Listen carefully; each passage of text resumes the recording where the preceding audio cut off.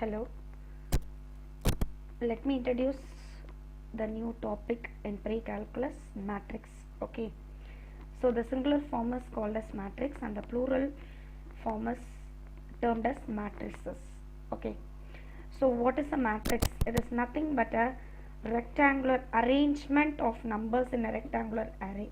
That is rectangular array of numbers. That is arrangement of numbers in a square bracket like this.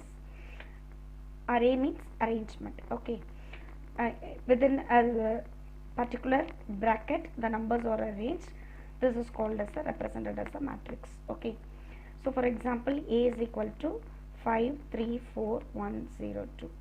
The numbers this way, what I have mentioned here in this picture, this represents the row. Okay, and it is usually mentioned as m, and then this is column. Okay, so these two are rows and these three are columns. We call it as a row, and this one we call it as a column. Okay, so usually we represent the order of a matrix as its row by column, that is m by n, because column is mentioned as n, row is mentioned as m, so it is read as m by n or m cross n. So order of a matrix is, first the m represents the number of rows in the particular matrix and n represents the number of column in that particular matrix. So in this example we have 2 rows and 3 columns, isn't it? So we are representing the order of matrix A as 2 by 3. We have to read it this as 2 by 3 or it is 2 cross 3. Okay, so number of elements in matrix will be m times n. So you multiply the number of rows and number of columns, you will get the number of elements in a particular matrix. So for this matrix we have 6 elements, that is 2 into 3 6. Okay, so in general how will you represent a matrix? If you don't have any number in general form, you have to represent means you will represent it as a11 a12. Suppose if you have the third element here, a13 and so on, like that. So and so on. Okay, like that. This means the first row, first element. This a12 represents the second element in the first row. So first number represents the row, second number represents the place of the element where it is located. So here a21 represents the second row, first element, second row, second element. If you have third element, it is a23, a24 and so on. And then if you have number of rows extending, a31, a3, a41, like that. In general we can represent the matrix. Okay, so now we are going to see a topic heading transpose of a matrix. Transpose, the meaning itself, the word itself will tell you the meaning. That is, tran means it is changing the change. Trans means change and the pose is position. So the position of a matrix is changed. That means what position? The row is interchanged into column and the column is interchanged into row. So we call it as a transpose. For example, if A is a matrix 1 2 3 4, okay, then A transposes this row will come as a column here, 1 2, here we will write it as a column 1 2, and this 3 4 will write as here. So this is the A transpose represented as A T, that is it's like written like a power, A power T, that is A transpose. What will happen if you take transpose for this transpose, A transpose whole transpose?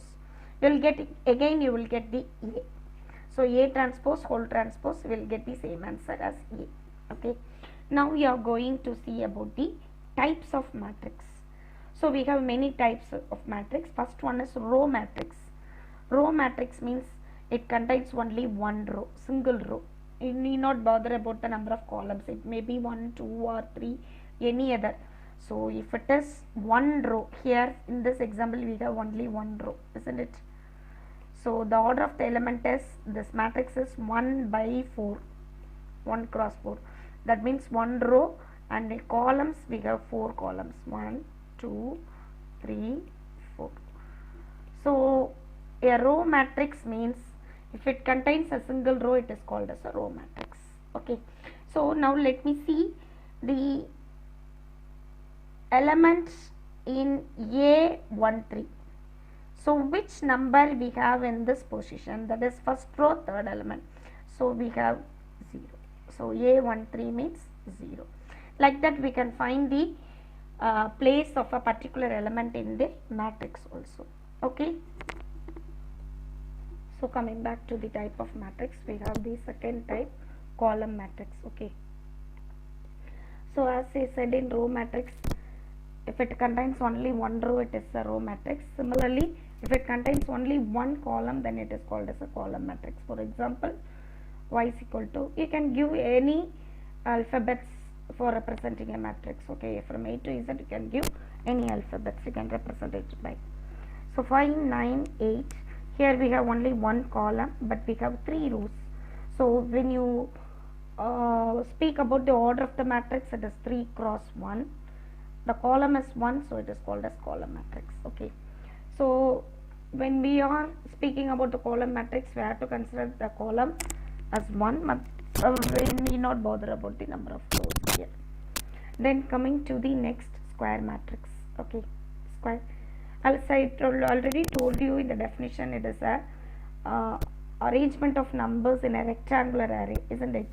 Suppose if the rectangular, when will a rectangle become a square? Means if the length and breadth are same, it will be automatically a square.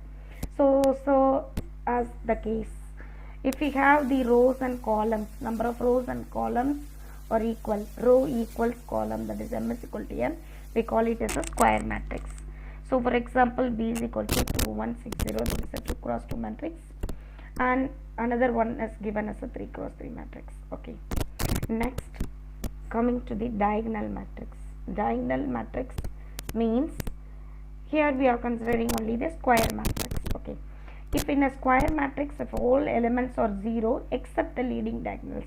So what is the leading diagonal? Means these are the leading diagonals. So 1 5 and 2, this is the leading diagonal. So except these elements, all the other terms are 0, then it is called as a diagonal matrix. And here I would like to point about one more matrix, that is principal diagonal matrix.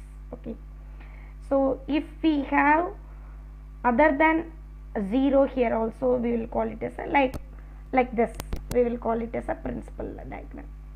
So we can call it this as a principal diagonal. And what is the difference between principal diagonal and diagonal? Means in the principal diagonal, the elements other than the diagonal need not be 0. Okay, but in diagonal elements, it is expected to be the all the other terms except the leading diagonal elements are 0 here. So this is a diagonal matrix. Then coming to the scalar matrix. Okay, it is a diagonal matrix.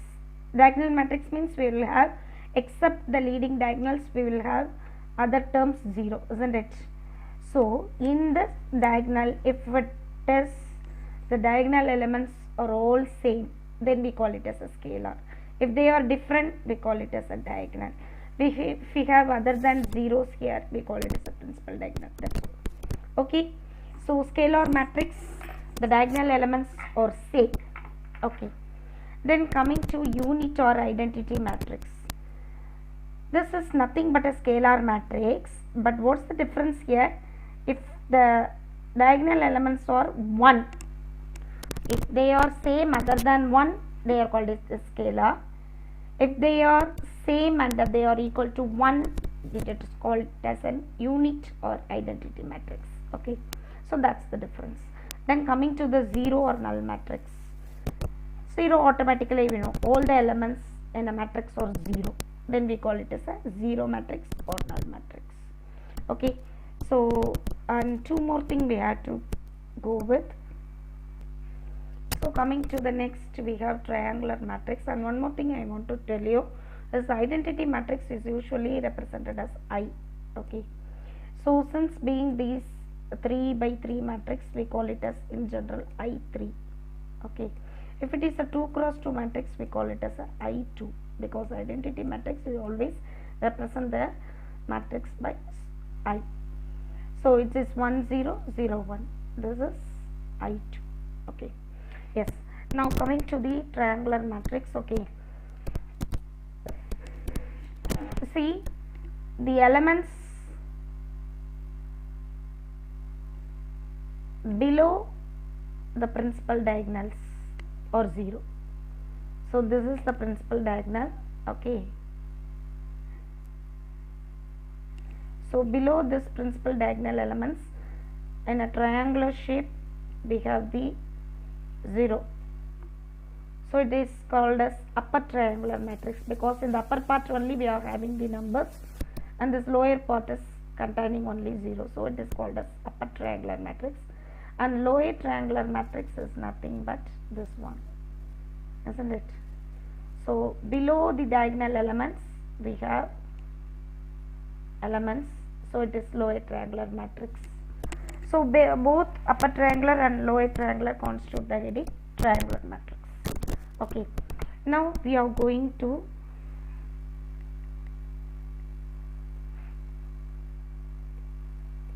know about a term, trace of a matrix. So what is the trace of a matrix means?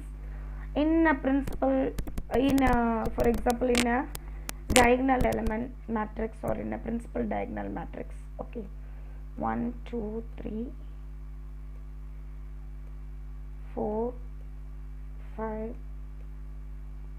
minus 2 1 5 3. So this is called as a general principal diagonal matrix or a square matrix. In this, if the diagonal elements face sum up all this, that is 1 plus 5 plus 3, this is called the trace of a matrix.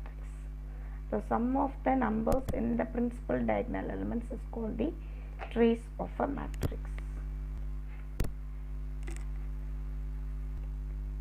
Okay, next, after seeing the trace of a matrix, we are coming to one more type, symmetric and skew symmetric. Okay, so symmetric means if the matrix A and its transpose are same, they are called as symmetric matrices. For example, A is equal to 2 3 1 3 4 5 1 5 9. If you take A transpose, we will get the same as A.